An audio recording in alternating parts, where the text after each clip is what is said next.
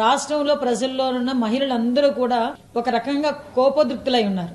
ఆ కోపం మీద వీళ్ళందరూ కూడా ఒక నిరసన తెలియజేయడానికి, శాంతియుతంగా నిరసన తెలియజేయడానికి ప్లకార్డులు పట్టుకొని అతని వేకి అడ్డుగా కూడా కాకుండా ఒక సైడ్ నుంచొని ఈ బ్లాక్ బెలూన్స్ అదే విధంగా ఒక ప్లకార్డ్స్ పట్టుకొని గో బ్యాక్ జగన్ అని చెప్పి నినాదాలు ఇవ్వడం జరిగింది. అక్కడ అతనికి ఏమైనా ఇబ్బంది అవుతుందేమోనని చెప్పి మా డిపార్ట్మెంట్ నుంచి కూడా కొంతమంది పోలీసుల్ని మేము అక్కడ కూడా మేము పెట్టుకోవడం జరిగింది.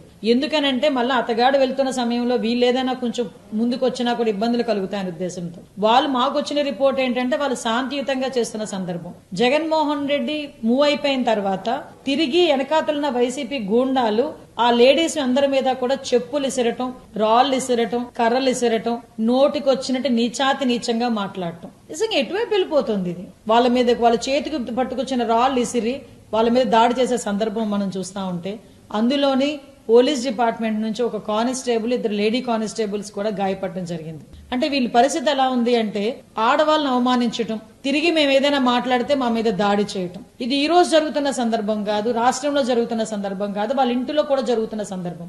దీన్ని కూడా నిన్న మొన్న కలిపి వైఎస్ఆర్సీపీలో ఉన్న కొంతమంది నాయకులు బయటకు వచ్చి సమర్థించుకోవడం చూస్తా ఉంటే అసలు ఇలాంటి వాళ్ళు 5 సంవత్సరాలు ఈ రాష్ట్రాన్ని ఎలా పరిపాలించారా భగవంతుడా అని నెత్తి నోరు కొట్టుకుంటున్నారు రాష్ట్ర ప్రజలు.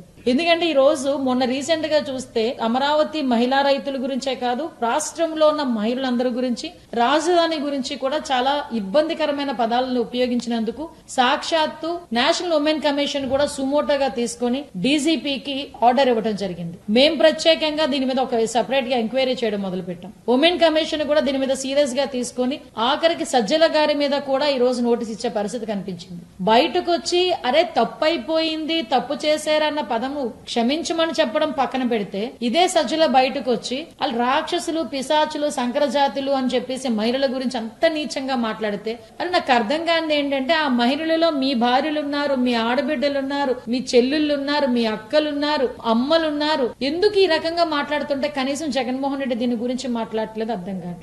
ఈ రోజు కంపల్సరీగా వస్తారండి, సాక్షి ఆఫీసులు ముట్టడించారండి. నేను ఇప్పటికీ మొన్న నిన్న ఎవరెవరో ఏదేదో మాట్లాడుతున్నారు. ఆ రోజుల్లో బట్టాభి గారు ఒక పదం ఉపయోగించారు, ఐ థింక్ బోసిడీకే అని పదం ఉపయోగించారు. బోసిడీకే అని పదం ఉపయోగించినందుకే మీ కార్యకర్తలకి బీపీలు రేజ్ అయ్యి మా ఆఫీసులు పగలగొట్టారని చెప్పేసి మా కేంద్ర కార్యాలయం పగలగొట్టామని చెప్పి సాక్షాత్తు జగన్మోహన్ రెడ్డి మాట్లాడాడు. ఈ రోజు ఆడబిడ్డల ఆత్మాభిమానం అండి, రాష్ట్రంలో ఉన్న మహిళల తాలూకు ఆత్మాభిమానం, రాష్ట్రంలో ఉన్న మహిళల తాలూకు ఆత్మగౌరవాన్ని కించపరిచేటట్టుగా ఎవడో ఒకడు సాక్షి ఛానల్లో కూర్చొని నోటికొచ్చినట్టు మాట్లాడుతూ ఉంటే ఇంకా మా శ్రేణులు ఎన్డీఏ కూటమి సభ్యులు చాలా మంచోళ్ళు కాబట్టి శాంతియుతంగా ధర్నాలు చేస్తున్నాం, శాంతియుతంగా క్షమాపణలు కోరుతున్నాం.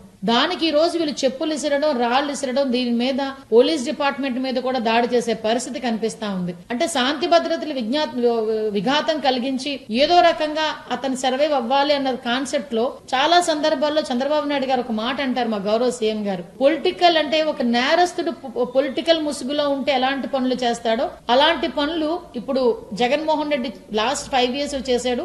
ఇప్పుడు కూడా అదే యాటిట్యూడ్ తో అతను చేస్తున్నాడు అన్న సంగతి. మేమేమన్నామంటే జగన్మోహన్ రెడ్డి గారిని, భారతిరెడ్డి గారిని క్షమాపణ చెప్పమన్నాం. సాక్షి ఛానల్లోని క్షమాపణ అడగమని చెప్పాం. ఆ క్షమాపణ అడగకపోవడం పక్కన పెట్టి మళ్ళా తిరిగి వాళ్ళు సమర్థించుకోవడం చూస్తా ఉంటే నిజంగా ఒక్కొక్కసారి పొలిటికల్ ఎథిక్స్ ఎటువైపు వెళ్తున్నాయో కూడా అర్థం కావట్లే. దీన్ని ప్రజలందరూ గమనిస్తున్నారు. దీని మీద సీరియస్ గా యాక్షన్ తీసుకుంటాం. ఎవరైతే రాళ్లు దాడిలోని అదేవిధంగా ఆడవాళ్ళ మీద చెప్పులు ఇసిరి వాళ్ళందరి మీద కూడా కొంచెం చాలా అంటే వల్గర్ లాంగ్వేజ్ యూజ్ చేసిన ప్రతి ఒక్కరి మీద కూడా చర్యలు ఉంటాయి.